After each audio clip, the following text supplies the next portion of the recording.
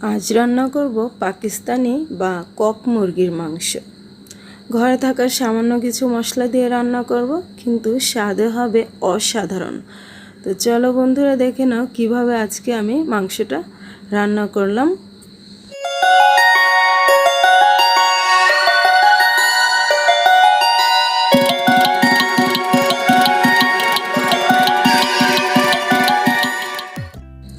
এই তো আজকের রেসিপির জন্য এখানে নিয়েছি আমি 1.5 কেজি পরিমাণ কক মুরগির মাংস।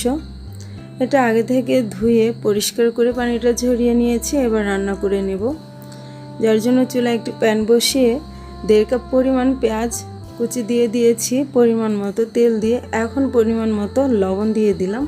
এবার নেড়েচেড়ে কিছুক্ষণ ভেজে নিয়েছি। এখন এর মধ্যে দিয়ে দিলাম তেজপাতা, দারচিনি, এলাচ আর লবঙ্গ দিয়ে খুব ভালো করে নেড়েচেড়ে একটু ভেজে নিলাম।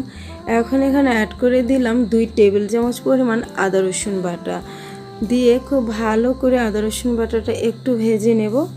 তো ভাজা হয়ে গেছে। এখন এর মধ্যে গুঁড়া মশলা দিয়ে দিচ্ছি। দিলাম প্রথমে 2 চা চামচ পরিমাণ জিরার গুঁড়া আর 2 চা চামচ পরিমাণ ধনিয়া গুঁড়া।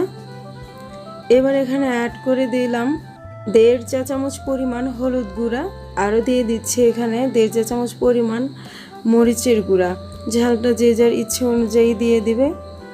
তো নেড়েচেড়ে মশলাগুলোকে কিছুক্ষণ কষিয়ে নেব। তো মশলাটা খুব ভালো করে কষানোর জন্য এখানে দিয়ে দিলাম সামান্য পরিমাণে পানি, দিয়ে খুব ভালো করে নেড়েচেড়ে মশলাটাকে কষিয়ে নেব। তো বেশ কিছুক্ষণ কষানোর পরে তেলটা উপরে ভেসে উঠেছে। এ পর্যায়ে এর মধ্যে ধুয়ে রাখা মাংসগুলো দিয়ে দিচ্ছি। এই তো সবগুলো মাংস দিয়ে দিলাম। এখানে মুরগির পা, পাখনা সব কিছু কিন্তু রয়েছে।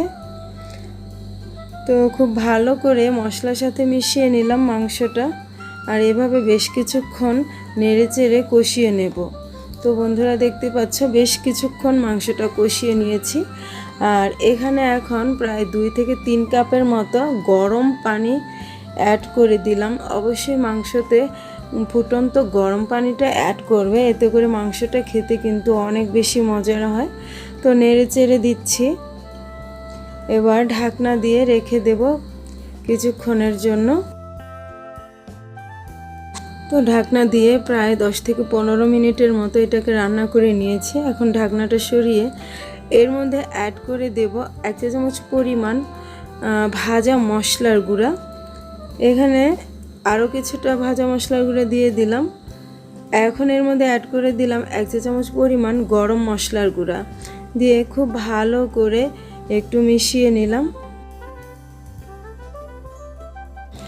এখন এর মধ্যে দিয়ে দিলাম কয়েকটি গোটা কাঁচামরিচ, খুব সুন্দর ফ্লেভার হবে এতে করে। এবার ঢাকনা দিয়ে আরও কিছুক্ষণ জাল করে নিয়েছি। দেখতে পাচ্ছ তেলটা উপরে ভেসে উঠেছে। আর আমার মুরগির মাংসটা কিন্তু একেবারে রান্না করা কমপ্লিট। দেখতে পাচ্ছ এর কালারটা কতটা সুন্দর হয়েছে, খেতেও কিন্তু মাশাআল্লাহ অসাধারণ হয়েছিল। আর এইভাবে রান্না করলে কিন্তু অনেক বেশি মজাদার হয়। আশা রাখছি রেসিপিটি ভালো লেগেছে। আজ এই পর্যন্ত, আল্লাহ হাফেজ।